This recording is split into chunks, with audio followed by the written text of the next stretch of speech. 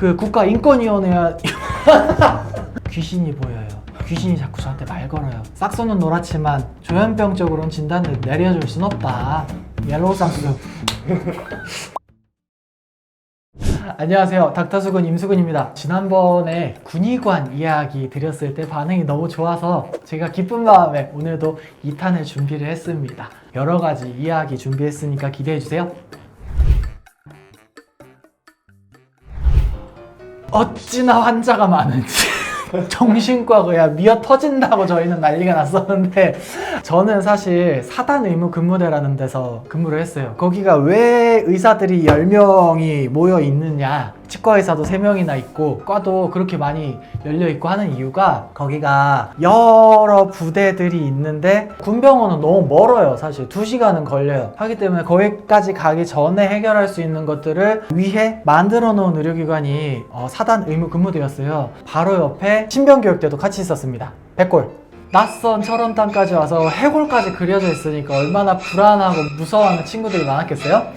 처음에 신병교육대에 들어오면은 무슨 설문을 해요. 하는데 거기서 조금만 불안해요, 뭐 무서워요 하면은 그걸 싹 다 데리고 오는 거예요. 근데 그게 복도는 좁아 죽겠는데 100명 넘게 막 데리고 오니까 그걸 내가 어떻게 다 봐요.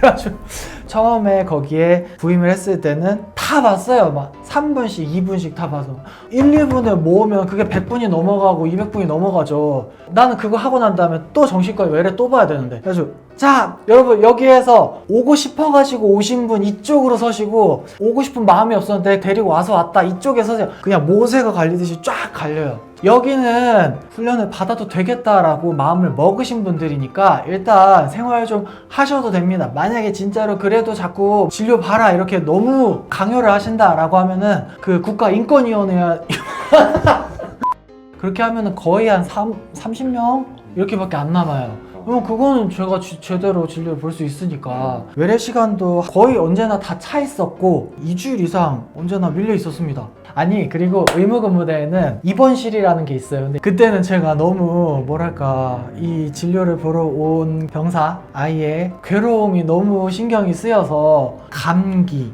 열 굉장히 많이 나는 경우, 그때는 사실 먹는 약으로 안 되거든요. 주말 동안 제가 당직 서는 동안 제 이름 앞으로 쫙 한 12명, 15명 쫙 입원시켰다가 바로 월요일 아침에 싹 퇴원시키는 거, 그런 걸 많이 했어요. 그래도 다른 친구들 앞으로 넘기기에는 또 미안해서 주치의로 입원을 담당한다는 거는 사실 부담스러운 일일 수 있거든요. 그래가지고 열심히 하느라고 좀 고생은 했지만 그래도 고객만족도 2위였습니다. 2위. 저희 과가. 네.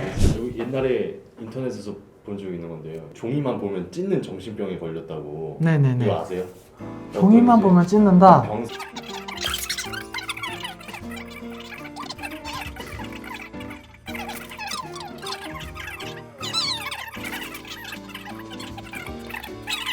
근데 그거 너무 뼈병 같아서 그 증상들하고 정신질환들 책으로 글로만 보고 따라하면 그런 현상이 나타나요. 선택을 잘못했네. 종이만 보면 종이를 찍게 되는 거는 당연히 유병률 상으로도 있을까요? 없을 것 같은데, 전 세계에. 강박장애 쪽, 뭐 그쪽을 생각을 하기보다는 지 원하는 것만 자꾸 고집하고 남들이 도저히 싫어할 만한 행동만 골라서 하는 성격장애 쪽으로 봐야 되지 않을까. 혹시 선생님도 이런 환자들 많은 것 같아요? 저희요? 뇌병 부려가지고 전역하려고 뇌병 딱 해서 말짱하게 들어와서 깨끗한 얼굴로 귀신이 보여요. 귀신이 자꾸 저한테 말 걸어요. 환청과 망상이 있다는 거는 뇌 기능에 상당한 변화가 있기 때문에 그렇게 말끔하고 깨끗한 얼굴로 생활을 하고 나한테 온전하게 표현을 할 수 있는 그런 병이 아닙니다. 딱 보면 안다. 네. 아무리 처음 발생한 거라도 걸음걸이와 생김새, 그 얼굴 표정과 말의 흐름과 저한테 얼마나 힘든지를 표현하는 정도와 보통 사람들하고 똑같을 수가 없어요. 그렇기 때문에 들어오자마자 저 자꾸 한창이 들려요 막 이렇게 똘똘하게 얘기하면은 굉장히 똘똘하네. 똘똘하게 책을 열심히 읽고 왔는지, 어찌나 안정적으로 보이는지. 싹소는 노랗지만 조현병적으로는 진단을 내려줄 순 없다. 옐로우 쌍수. 근데 저는 의외로 성격장애 진단을 꽤나 많이 내렸어요. 사실 성격장애만 가지고 있다기보다는 자꾸 반복적으로 공황발작을 같이 가지고 있거나 주기적으로 가벼운 우울감을 자꾸 내비치거나 성격 장애가 아주 결정적으로 작용해서 온갖 사람들을 너무 괴롭히는 경우들이 있거든요. 그래서 저는 성격 장애 진단을 많이 했었습니다. 실제로 그거로 마지막 회의까지 올라가서 전역을 하게 되는 경우들도 있었어요. 근데 심각한 겁니다. 진짜로 많은 사람들한테 피해를 주는 거기 때문에 어딜 가서도 그렇게 살 것이고 학교 다닐 때도 계속 그렇게 살았었으니까 네.